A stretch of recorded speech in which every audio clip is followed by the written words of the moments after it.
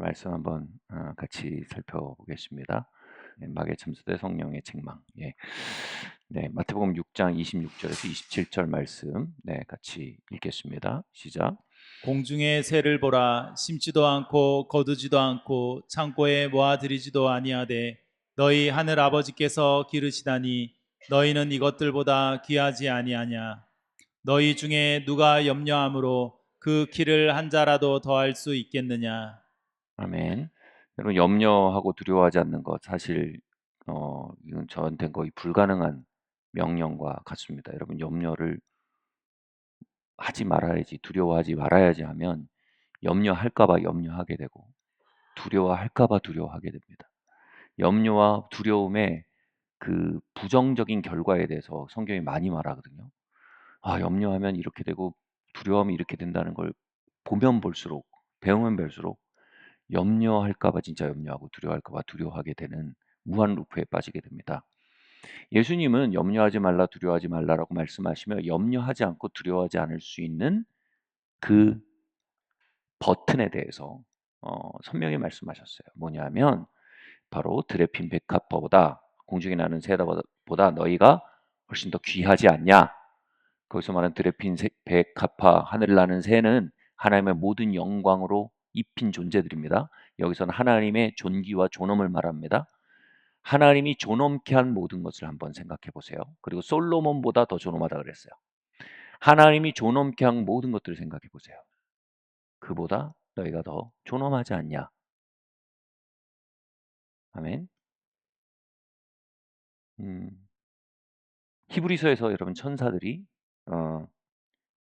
성도들에 대한 판단을 받게 될 뿐 아니라 성도들의 섬기는 영이 돼요. 하나님의 의된 나를, 하나님이 나를 얼마나 존귀하게 여기셨는지 그들이 보았습니다. 이제 내가 그 일을 그들에게 건냄으로 말미암아 그들이 하나님께 얼마나 존엄케 되었는지, 하나님께 내가 존엄케 된 만큼 그들이 존엄케 되었다는 것을 그들로 하여금 뭐라고요? 알게 해달라는 거예요. 여러분, 조금 소급해서 말하면요, 우리의 삶에 모든 빈곤한 행동과 결정과 라이프스타일은요, 모두 빈곤한 자기인식에서 온다 해도 과언이 아닙니다. 우리가 얼마나 존엄한지를 보지 못하기 때문에 흘러나오는 오류들인 것입니다. 염려와 두려움, 그것은 우리가 하나님 앞에 얼마나 존엄한 자인지를 아는 것과 정확히 반비례합니다. 놀라운 것은 예수님이 제자들의 염려와 두려움과 돈에 눌린 마음에 대해서 꾸짖으신 방법이 이거예요. 야, 이 수전 넣어야 하지 않으셨습니다. 돈벌 내야 하지 않으셨습니다. 이 빈곤에 쩔은 멘탈리티야 하지 않으셨습니다. 뭐라고 하셨습니까? 너희가 얼마나 존엄한지 알지 못하느냐. 이것이 예수님의 염려와 두려움의 라이프스타일들은 꾸짖음이셨어요. 야, 너네 얼마나 존엄한 줄 알아? 여기서 학부모 간담회 때 나누었던 얘기죠. 화요일날 CTL 학부모 간담회 때 나누었던 얘기를 다시 여기서 해야겠다는 생각이 듭니다. 아이들을 양육함에 있어서 제가 그때 그날 밤에 얘기한 게 뭐예요? 은혜로 인한 은혜에 기초한 양육과 율법에 기초한 양육을 이야기했습니다. 양육에는 두 가지 영적인 베이스가 있어요. 하나는 율법이고 하나는 은혜예요. 율법이라는 베이스에서 양육하는 것은 이겁니다. 네가 그렇게 행동하니 너는 그런 사람이다. 이게 율법 베이스입니다. 너 그렇게 더럽게 행동하니 넌 더러운 놈이다. 야, 이 더러운 놈아, 그렇게 좀 그만해라. 그렇게 그만하고 이제 좀 좋은 놈이 되라 이겁니다. 행동이 정체의 근간이라고 전제하는 것입니다. 이게 율법의 영입니다. 은혜의 영은요, 정체가 행동의 근간이라고 선언합니다. 지난주에 얘기했듯 죄인들을, 다시 말해 죄된 행동과 말과 라이프스타일을 가진 자들을, 죄라는 결과가 나오고 있는 이들의 죄를 끝내기 위해 예수님께 쓰신 방법은 뭐냐면 그들에게 새로운 정체를 주시는 거예요. Apart from their works 이렇게 돼 있어요. 로마서 4장에 그들의 선악에 대한 행동과 전혀 관계없이 의롭다고 선언하신 거예요. 정체예요. 이 정체를 그들에게 제시하시고 이 정체를 믿으라고 요구하십니다. 그리고 로마서 6장에서 그 정체가 의를 산출하게 될 것이라고 말씀하십니다. 은혜로 인한 양육법은 뭐냐면 정체를 자꾸 선언해 주는 겁니다. 진흙탕으로 행동하고 있는 사람에게 정체를 선포해 주는 거예요. 그게 뭐예요? 은혜로 정체를 선포해 주는 거예요. 선물로서 정체성을 주는 겁니다. 그 선물을 받아야 되는 거예요, 우리가. 그걸 믿음이라고 합니다. 여기 내가 간호사다라는 정체성을 가진 사람이 있다면요. 이걸 내적 동기라고 합니다. 자동적으로요, 자발적으로요, 병든 사람이 있으면 그를 향해 움직여가는 내적 동기를 갖게 됩니다. 다시 말해 정체성은 행동을 산출합니다. 이것의 대표적인 논증이 고린도 전서의 얘기죠. 고린도 교인들이 소위 말해 개차반이었습니다. 성찬식인데 당신은 집에서 빵과 포도주를 가져와야 했거든요. 좀 있는 집안 사람들은 빵과 포도주를 잔뜩 가져와서 성찬식에서 그걸 과시적으로 먹고 마셔서 취해서 나가 떨어졌어요. 그리고 좀 없는 사람들은 떡과 포도주를 가져오지 못해서 성찬식에서 아무것도 어쩌지 못한 채로 부끄러움을 당하고 있었습니다. 상상이 됩니까? 그 교회 문화가. 그리고 그 교회는 자신의 계모와 동침하는 남자가 있었어요. 말이 됩니까? 이게 사람입니까? 교회입니까? 동물의 왕국입니까? 그리고 나는 베드로에게 속했다, 나는 바울에게 속했다 해서 파당을 갈라서 서로 경합하고 있었어요. 이들을 향해서 바울이 어떻게 호칭합니까? 고린도에 있는 성도들아라고 부릅니다. 그래서 바울이 어떻게 책망한다고 그랬어요? 너희가 성령의 전인 줄을 알지 못하느냐? 성령의 전이라는 것은요, 이 성경적 맥락에서 어마어마한 가치의 끝판왕입니다. 성전은 지구상에 존재하는 가장 가치 있는 것입니다. 하나님의 영이 거하시는 집이라는 것은요, 이 물상계에 존재하는 가장 극한의 가치입니다. 너희가 극한의 가치를 가진 존재임을 알지 못하느냐라고 책망합니다. 다시 말해 그들의 행동을 책망하는 것이 아니고, 그들의 언행을 책망하는 것이 아니고, 그들의 정체에 대한 혼동을 책망하는 것입니다. 그들의 잘못된 정체는 잘못된 내적 동기를 일으키고 있었어요. 누추한 정체는 누추한 언행에 대한 동기를 일으키고 있었어요. 성령님은 바울을 통해 그 문제를 정확히 짚으신 거예요. 고린도에 있는 성도들아, 너희가 하나님의 성전인 것을 알지 못하느냐? 현대 심리학의 발견은 이것을 명료히 얘기합니다. 내가 누구라고 믿느냐가 내가 무엇을 할 것인가를 결정한다는 사실을 확정짓습니다. 다시 말해 내가 행동하고 있는 바는 내가 나에게 대해서 믿는 바에 대한 발현이라는 것입니다. 그래서 우리는 행동을 바꾸려 하기 이전에,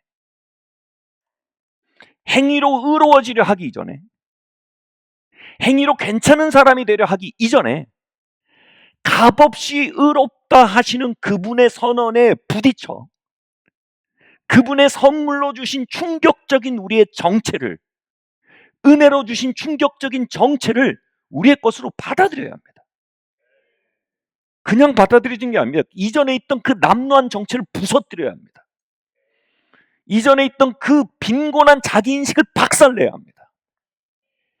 그리고 그 박살난 자리에, 폐허가 된 자리에, 잘못 지어 올려진 건물, 잘못된 기초 위에 지어진 모든 건물이 부서진 그 자리에 그리스도의 복음, 값없이 의롭다 하시는 은혜의 복음이라는 기초 위에, 이게 뭐예요? 그리스도라는 반석 위에 새로운 정체를 받아들여야 합니다. 선물로 주시는 정체를요. 이것이 성도인 저와 여러분이 요구받고 있는 자리이며, 다시 말해 믿도록 요구받는 것입니다. 믿는다는 말은 복음에 동의한다는 것이 아닙니다. 믿는다는 말은 복음이 제시하는 새로운 정체를, 내가 기존에 갖고 있던 정체를 부시고 그것을 받아들이는 것입니다. 나의 새로운 정체를 고백하는 것이 믿음입니다. 믿음으로 의롭게 됩니다. 요한복음 16장 7절에서 11절 말씀은요, 성령께서 우리를 믿음 안으로 부르시는 것이 얼마나 복음적인 과정인지를 잘 보여줍니다. 한번 읽어보겠습니다. 시작. 그러나 내가 너희에게 실상을 말하노니 내가 떠나가는 것이 너희에게 유익이라. 내가 떠나가지 아니하면 보혜사가 너희에게로 오시지 아니할 것이요 가면 내가 그를 너희에게 보내리니 그가 와서 죄에 대하여 의에 대하여 심판에 대하여 세상을 책망하시리라. 죄에 대하여라 함은 그들이 나를 믿지 아니하며 의에 대하여라 함은 내가 아버지께로 가니 너희가 다시 나를 보지 못하며 심판에 대하여라 함은 이 세상 임금이 심판을 받았음이라. 아멘. 보혜사가 우리에게 오셔서 우리에게 책망하신대요. 근데 이 책망이란 단어가 드러내신다는 단어고, convince, 설득하신다는 단어입니다. 그러니까 우리 안에 있는 뭐라고 합니까? 죄에 대해 책망하신다. 죄를 드러내시고 죄를 의로, convince, 설득하신다는 거예요. 근데 죄가 뭔지를 드러내시는지 보세요. 죄가 뭐예요? 믿지 아니하는 것이 죄임을 드러내신대요. 아멘? 여기서 믿지 않는다는 말이 컨텍스트 뭘 얘기합니까? 그분의 값없이 주신 의가 우리에게 허락되는 정체를 믿지 않는 것이 죄예요. 고린도 교회의 죄는 뭐예요? 당연히 간음이 죄죠. 근데 정확히 말하면 로마서에서는요, sins가 있고요, sin이 있어요. sins는요, 죄들은요, the sin이라는 뿌리에서 나오는 열매예요. 그래서 로마서는 결국은 추적해 들어가서 the sin, 죄의 몸통을 가격합니다. 당연히 간음이 sin이죠. 근데 sins 중에 하나예요. 몸통이 되는 the sin의 발현이에요. 당연히 파당 짓고 싸우는 게 죄죠. 근데 그게 the sin이 아니에요. 이건 뭐예요? sins 중에 하나예요.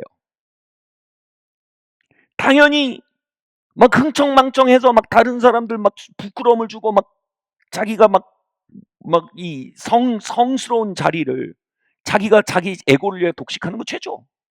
근데 그것도 sins 중에 하나예요. 그것을 심각하게 다룬다면 사실상 정죄로 기울어질 거예요. 근데 여기서 바라보는 거예요. 성령님은 뿌리를 추적하시는 거예요. 그 모든 sins가 드러내시는 뿌리가 뭐냐면 믿지 않기 때문이라는 거예요. 우리가 얼마나 존엄한 자인지를 충분히 믿지 않기 때문에 그런 빈곤한 언행이 나오고 있다는 얘기입니다. 우리 자신에 대한 믿음은 행동을 산출합니다. 아멘. 그래서 우리의 빈곤한 언행과 선택과 삶의 자리 너머에는 더 sin이 있어요. 죄라는 몸통이 있어요. 바로 끝끝내 믿지 못하는 마음이 있는 거예요. 제가 20대 초중반에 애욕과 어떤 집착, 그리고 더 나아가서 여러분 정욕적인 유혹도요, 사실은 애욕과 연결돼 있어요. 애욕은 뭐냐면 내가 이 사람을 흘려보내면 이 사람만큼 나를 아껴줄 사람이 없을 거야 라는 흔들림이 있어요. 근데 이 애욕 너머엔 뭐가 있어요? 하나님이 나를 존귀히 여기시고 나를 위한 사람을 준비하고 계시다는 그분에 대한 신뢰의 결여가 있어요. 다시 말해 한 남자로서 하나님 앞에 존엄이 없단 말이에요. 그럼 그게 정욕으로 발현되거나 애욕으로 발현이 되는 거예요. 우리의 삶의 영역에는 참 품이 없고 존귀하지 않은 언행이 나타나는 영역이 있어요. 성령님은 그 열매들을 말씀하신 게 아니라 그 뿌리를 드러내세요. 아멘.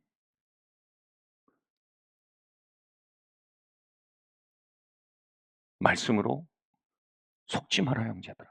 모든 좋은 것과 완전한 선물이 빛들의 아버지이신 하나님께로부터 말미암지 않느냐란 말씀으로 제 속에 있는 불신을 드러내셨어요. 그 하나님이 나에게 선물을 주시는 분이란 사실. 그리고 그분이 나에게 이 영역에서도 선물을 주시기에 나는 충분히 그분께 존귀한 존재라는 사실. 그로 말미암는 신뢰, 이것을 회복하심으로 이 열매들을 잘라내셨어요. 그리고 정말 하나님이 준비하신 것을 향해 걸어 들어갈 수 있는 제 속사람을 일으키셨단 말이에요. 그 속사람은 뭐예요? 아바 앞에서 내가 얼마나 존엄한 자인지를 발견하는 거예요. 그것을 자녀의 영이라고 할 수도 있어요. 아멘. 네.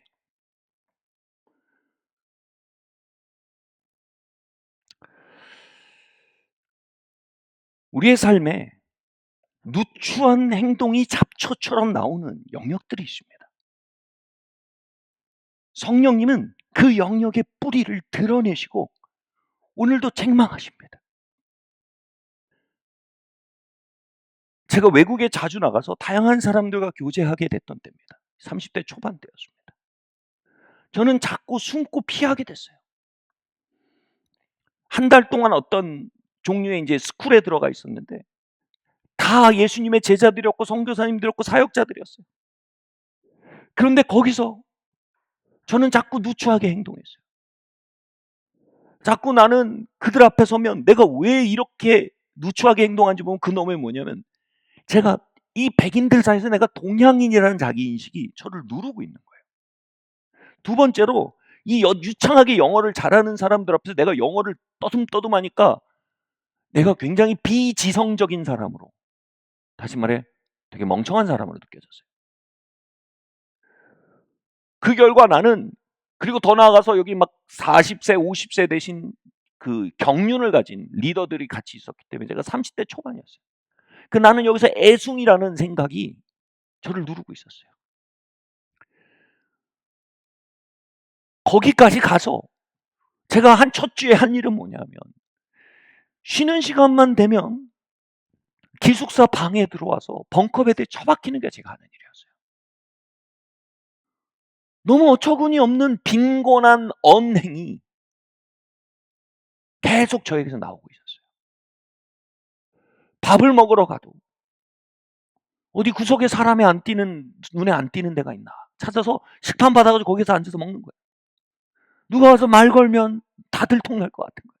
그래서 구석에서만 먹고 빨리 들어가갖고 벙커베드에 처박히고, 그러다가 제가 순간 마음속에서 성령께서 책망하기 시작하셨어요. 그 책망의 말씀이 뭐였냐면 골로새서 말씀 같이 한번 읽어볼까요? 시작. 거기에는 헬라인이나 유대인이나 할레파나 무할레파나 야만인이나 수구디아인이나 종이나 자유인이 차별이 있을 수 없나니 오직 그리스도는 만유시요 만유 안에 계시니라. 아멘. 이 말씀으로 성령께서 저를 책망하시는데 뭐냐 하면 그리스도께서 이루신 일로 말미암아 그리스도의 생명이 내 안에 들어왔단 말이에요. 아멘. 그러므로 말미암아 마치 이렇게 말씀드릴 수 있어요. 제가 한국인이냐, 이 말씀의 맥락은 이거예요. 내가 한국인이냐 미국인이냐는 것은 돈을 담는 지갑과 같은 거예요. 근데 내 안에 그리스도는 100억짜리 수표예요. 근데 지갑의 브랜드가 뭐가 중요해요? 그 안에 100억짜리 수표가 있는데, 그 얘기예요. 만유 안에 그리스도가 계시다는 말씀의 맥락은요, 우리 안에 보화가 있다는 말씀입니다. 내 안에 100억짜리가 있는데 지금 지갑의 브랜드로 차별을 두는 거예요. 내 생각 자체가. 다시 말해 내 안에 계신 그리스도를 믿지 않는 거예요. 그 겉에 들어간 지갑의 브랜드를 보는 거예요. 내가 영어를 잘하고 못하고의 차등도 사실상 없는 것과 마찬가지입니다. 여러분, 지갑이 하나는 20만 원짜리고 하나는 30만 원짜리. 요즘 인터넷 보면 지갑도 티어가 있대요. 티어. 네, 탑 티어, 뭐 두 번째 티어, 뭐 이렇게 막 브랜드마다 티어가 있어요. 영어 잘하고 백인이면 거기서 탑 티어고, 난 한 세 번째 티어쯤 되는 것 같은 느낌. 이 모든 게 뭐예요? 그 안에 뭐가 있는지에 대한 인식이 전혀 없는 거예요. 아니, 지갑이 한 5만 원, 10만 원, 20만 원 차이가 나면 뭐예요? 그 안에 100억짜리 수표가 달렸는데. 그 티어가 현실이라 할지라도 아무 의미 없는 현실이잖아요. 아멘? 그래서 저는 지금 그리스도 예수 안에서 내가 누구인지에 대한 발견이 흐려진 상태인 거예요. 바로 인정에 대한 선입관과 영어 능력에 대한 기본적인 선입관들에 의해서 복음이 나에게 비추는 가치가 흐려진 상태인 거예요. 그 결과 뭐예요? 저는 벙커베드에 처박히고 사람들을 피하고 벙커베드에 박혀서 거기까지 가가지고 그냥 웹서핑이나 하면서 일주일을 보낸 거예요. 빈곤한 믿음은 빈곤한 행동을 산출한 거예요. 저는 그 벙커베드에서 성령님의 엄청난 책망을 받았어요. 그 책망은 이런 거였어요. 야, 이 쪼다 같은 놈아. 이러려고 여기 돈 쓰고 비행기 타고 여기 왔냐? 이게 아니었단 말이에요. 야, 영준아, 넌 엄청난 존재야. 네 위에 하나님이 계셔. 네 안에 내가 있어. 네가 지금 영어를 얼만큼 하냐의 문제가 아니야. 네가 한국이냐 미군이냐 문제가 아니야. 너 안에 내가 있어. 저를 흔들어 깨워 그 복음적 현실 안으로 convince, 설득하시는 거예요. 죄의 뿌리를 드러내시고 convince, 믿지 아니하는 나의 마음을 믿도록 설득하신 거예요. 여기 성령님을 파라클레이토스라고 하는데, 파라클레이토스는 옆에서 말씀하시라는 뜻인데, 옆에서 말씀하신 분이 죄에 대해 책망한단 말을 저는 예전에 이렇게 생각해서 엄청난 잔소리꾼이 나와 함께 뭐만 하면 책망하시는 거예요. 뭐만 하면 잔소리야. 거룩한 잔소리꾼. 숨이 막혀요. 근데 그게 아니에요, 여러분. 성령님이 하시는 컨빈스는요, 내게 복음적 현실 안에서 나를 발견하도록 계속해서 내 마음을 도전하시는 겁니다. 내 마음엔 계속 불신앙의 잡초가 자랍니다. 그러면 성령님이 그 불신앙의 잡초를 드러내시고 깎아내십니다. 아멘. 결국 2주차에 저는 그 믿음, 성령님의 책망을 갖고 믿음을 믿고 믿음으로 말미암아 리스크 테이킹을 했어요. 내 안에 계신 그리스도를 바라보고 내 복음적 현실을 의지해서 저보다 나이도 20세, 30세 많은 20대, 30세 많은 영적 리더들과 나아가서 말하기 시작했어요. 버벅거리는 영어로 말하기 시작했어요. 20년이 지난 지금 그렇게 시작된 관계들은요, 제 삶에 어마어마하게 중요한 축이 되어 있습니다. 이번 주에도요, 굉장히 중요한 과정이 있었어요. 그때 그들에게 제가 문자를 했어요. 전 세계에서 그들이 기도하겠다고 답을 합니다. 엄청난 격려와 힘을 담아서 마치 천군들이, 하늘의 군대가 저와 함께 싸우는 듯한 느낌을 받을 정도로 제가 그 빈곤한 자기인식에 갇혀 있었다면 이 거대한 삶의 축을 빼앗긴 빈곤한 삶의 연속이었을 겁니다. 오늘도 하나님은 우리를 풍요한 믿음 가운데 도전하고 계십니다. 그래야 말미암아 풍요한 언행이 흘러나오게 하기 원하십니다. 그러므로 하나님께서 허락하신 진정한 의미의 풍성한 삶으로 우리를 계속해서 끌어나가고 계십니다. 우리의 벙커베드 속에서요. 아멘. 이 성령님의 책망입니다. 두 번째로요, 성령님은 의에 대해서 책망하신대요. 의에 대해서 책망하신다. 이 말이 뭔지 설득하시고 가르치시다는 거예요. 의의 내용이 뭐예요? 주님께서 죽으시고 다시 사셔서 승천하셨다는 내용 자체가 의래요. 우리는 의가 옳게 행동하고 옳게 행동하지 못하는 것에 관한 것인 줄 알아요. 우리 행동에 관한 것인 줄 알아요. 근데 성령님이 오셔서 새로운 의의 가치에 대해서 컨빈스, 설득하신다는 거예요. 주님의 죽으심과 다시 사심과 주님의 승천으로 말미암아 우리에게 선언된 거대한 복음을 의로서 우리에게 제안하시는 거예요. 자, 여기서 하나님의 의, 은혜로운 의에 대해서 고린도후서가 이렇게 말합니다. 우리의 거울이라고 말합니다. 그것이 우리가 누구인지 비추어주는 거울이라는 뜻이에요. 제가 정체감, 아니 정체성에 대해서 인간의 의식이 어떻게 내가 누구이다라는 정체성을 갖게 되는지 공부를 해봤어요. 어디서 시작되냐면 아이가 태어나서 거울을 처음 보고 거울 속에 있는 자신이 모습을 알고 그 개체를 인식할 때 정체성이라는 게 생긴다는 거예요. 그리고 1차 양육자의 관계 속에서 그들의 표정과 목소리 속에서 이제 미러링 한다 그래요. 그들 속에서 자신에 대한 반응과 자신이 일으킨 파장에 대한 반응들이 일어나는 걸 보면서 그걸 거울로 삼아 자신의 정체감을 형성한다는 거예요. 그리고 그렇게 빌드업된 정체감에 비추어서 평생 살아간다는 거예요. 그런데 복음이 우리의 거울이라고 고린도후서는 말합니다. 다시 말해 우리가 새로운 정체를 길어낼 수 있는 거울이 복음이라는 거예요. 하나님의 의는, 성령님은 의가 무엇인지 말씀하십니다.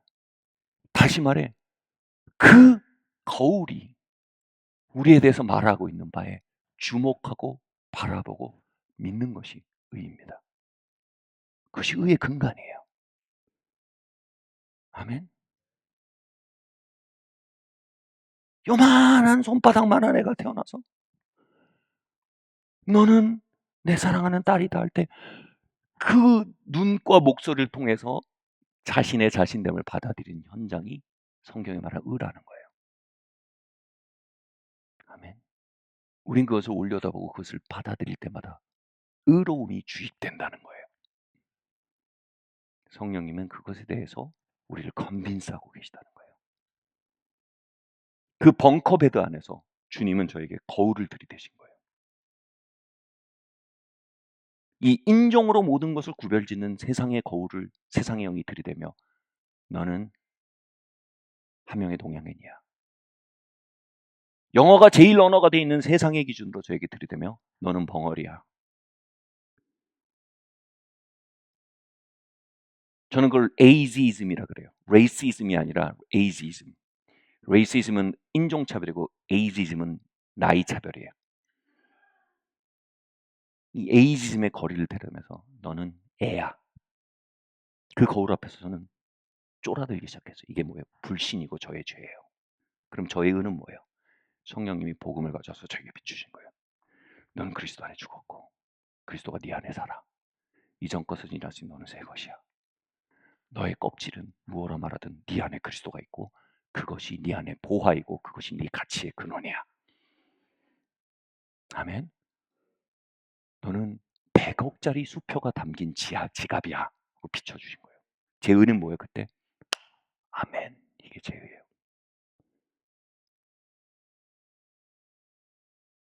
그게 제 의예요. 성령님은 그게 의라고 말씀하시는 거예요. 복음과 내 존재가 커넥트, 연결되는 그 순간 자체가 의예요. 그리고 그 연결될 때 그 거울은요 저에게 어마어마한 정체감을 주입합니다. 아멘. 세 번째로요. 성령님이 오시면 우리 안에 세 번째 거를 증거하세요. 뭐냐면 세상 임금이 심판받았다는 것에 대해서 증거하십니다. 세상 임금이 누굽니까? 사탄입니다. 사탄이 누굽니까? 참소자 정죄자입니다. 참소자 정죄자가 하는 것이 무엇입니까? 아마 참소자 정죄자가 고린도 교회 편지를 쓰면 이렇게 될 것입니다. 이 부정하고 더럽고 간음하고 음란한 너희가 어찌 성도라고 할 수 있겠냐? 이 성도도 성도의 자격도 없는 놈들아. 고린도 교회 사람들을 부르는 근거가 뭐예요? 그들의 외적 행동이에요. 추상같이 옳은 말인데 그들의 정체성 자체가 완전히 파괴되는 거예요. 정체의 원인 결과가 바뀌어버리는 거예요. 행위에 기초한 정체예요. 여기 무한 루프에 빠져요. 이 더러운 놈아라고 정체를 가지면 더러운 행동을 하는 내적 동기를 갖게 됩니다. 그리고 그 내적 동기에 기초해서 그러니까 더러운 놈이 맞다니까 하면 그것을 믿으면 다시 더러운 행동을 하고 싶은 강력한 내적 동기가 형성이 됩니다. 무한 루프에 빠지는 겁니다. 세상 임금이 심판받았다는 말, 고린도서에서 이렇게 말합니다. 세상의 영이 우리의 마음의 눈을 가려서 그리스도 예수 안에 있는 복음의 광채를 보지 못하게 한다라고 말하며 그 이후에 뭐가 나오냐면 율법의 장막이 베일이 그리스도의 얼굴빛을 보지 못하도록 가린다. 그 얼굴빛이 뭐냐면 우리의 미러다 이렇게 얘기합니다. 다시 말해 복음의 광채가 우리의 거울인데 세상의 영 마귀가 율법이라는 베일을 가져와서 그 거울을 보지 못하게 우리의 눈을 가린다. 다시 말해 그 벙커에 대해서 세상의 영은 이렇게 말한 거예요. 너는 영어를 못하니까 머저리다. 저의 퍼포먼스에 기초해 제 가치를 규정한 거예요. 너는 아시안이니까 여기서 이방인이다. 넌 30대 초반이니까 넌 애순이다. 온갖 세상의 외형적 스탠다드로 저를 규정하는 거울을 들이대고 그것으로 저를 평가해버리는 것이 바로 세상의 영이고 마귀의 목소리래요. 그리고 뭐라고 말하는지 아세요? 그걸? 그 목소리가 심판받았대요. 아멘? 그 목소리가 심판받았대요. 다시 말해 우리는 더 이상 그 목소리를 따라 살 수 없어요. 우린 그 목소리를 존중할 수 없어요. 그리고 이 말이요. 그 회사는 여러분 이미 상장 폐지되고 망한 회사예요. 거기에 한 푼도 주식을 넣지 말라는 거예요. 한 푼도 투자하지 말라는 거예요. 한 시간도 투자하지 말라는 겁니다. 그 회사는 이미 상장 폐지됐어요. 망했어요. 사기예요. 거기에 일말의 관심도 두지 말라는 거예요. 세상 임금이 심판됐다는 거예요. 그 벙컵에 대해서 주님의 성령의 책망은요. 저를 끊임없이 일으키고 있었어요. 그 책망이란 어감 자체가 이미 책망이라는 단어에 기초한 저의 트라우마적 반응을 불러일으켜서 여러분의 트라우마적 반응을 일으켜서 성령님의 책망의 본질을 깨닫지 못하게 해요. 근데 성령님의 책망은요. 우리가 생각하는 그 책망과 너무 다른 거예요. 그 속에서 마귀는 이렇게 정죄하고 있는 거예요. 야, 제가 벙커에 대해 처박혀 있으니 그 행동이 있으면 야, 이 루저야. 네가 비행기 타고까지 여기 와가지고 벙커에 대해 처박혀있냐, 이 루저야. 다른 사람 몰라도 내가 지난 20-30년 동안 내가 널 봤어. 너희 쪼다 같은 거, 이 쪼다 같은 집 초중고 때부터 계속했던 쪼다 같은 집 여기서 또 하고 있잖아. 다른 사람 몰라도 난 알아. 넌 쪼다야. 저의 외형과 저의 실패의 기초에서 저를 규정하고 있는 거예요. 그걸 들으면 들을수록 더 내려가요. 더 쪼다란 걸 믿을수록 더 쪼다같이 행동하게 돼요. 더 쪼다같이 행동한다고 규정당할수록 더 쪼다인 걸 믿게 되고 그럴수록 더 쪼다같은 행동을 해요. 이 쪼다 같음의 끝이 어디? 죄송해요. 설교에서 왜 이런 표현을 써요? 이 루저 같음의 끝이 어딘지 정말 끝이 없는 루저 같은 행동에 무한 사이클을 일주일 동안 경험했어요. 지금 이 경험들이 여러분의 인생의 벙커베드와 연결되어 있는 분이 계시다면 한번 옆 사람이 하면 창피하니까 손을 한번 요 정도만 흔들어 주시겠어요? 네. 여러분의 벙커에 대해서 마귀의 참소와 성령님의 책망이 교차하는 현장이 무엇인지 알겠는 분 계세요? 지금 여러분의 벙컵에 대해서 마귀의 참소와 성령님의 책망이 교차하고 있는 현장 속에 이미 심판받은 자에게 우리의 관심을 기울이고 이미 심판받은 자의 거짓말에 우리의 가치를 두고 이미 심판받은 자의 미혹에 우리의 시간을 투자하고 있는 그 불신의 현장들을 여러분 발견하십니까? 여러분, 그건 상장 폐지되는 회사입니다. 아멘. 성령님은 그 벙커에 대해서 저에게 강력하게 책망하셨어요. 얘야, 제 인생에서 제일 루저같이 느껴지는 순간 중에 하나였거든.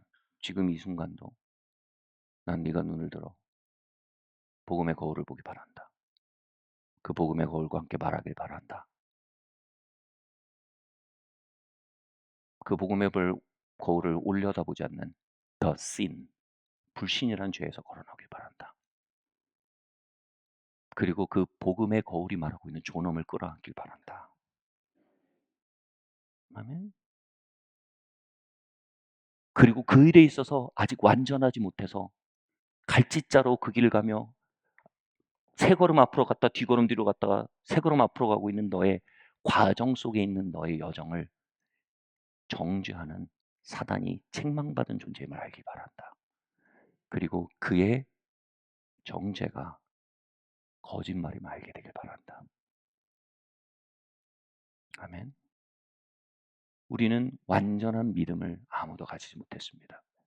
다시 말해 완전한 행동을 아무도 하고 있지 못합니다. 다시 말해 사단은 그 완전하지 못한 우리의 아웃풋에 대해 끊임없이 말합니다. 그러나 성령님은 완전하지 못한 우리의 아웃풋을 보며 완전할 정도의 그리스도의 인풋을 끊임없이 일깨우십니다.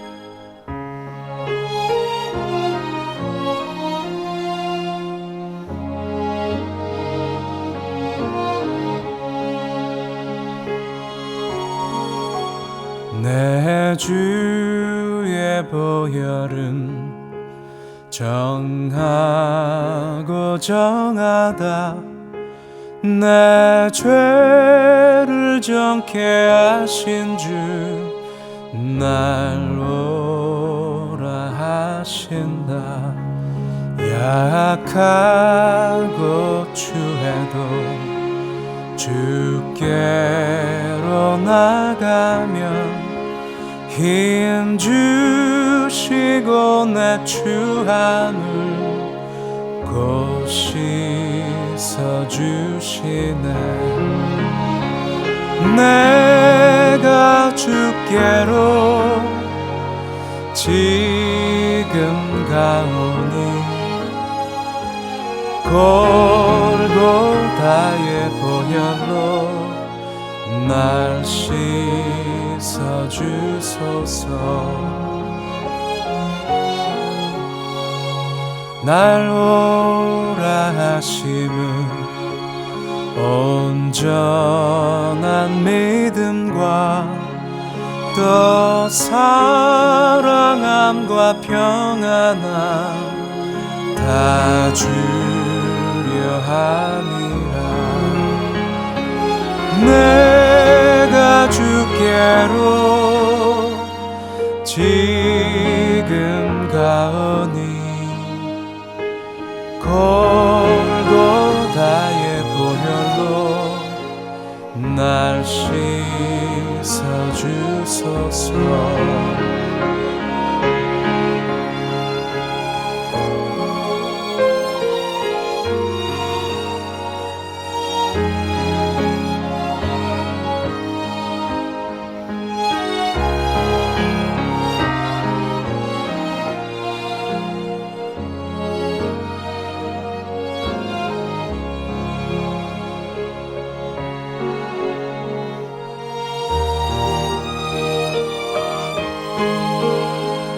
그 피가 맘속에 큰 증거 됩니다 내 기도 소리 들으사 다 허락하소서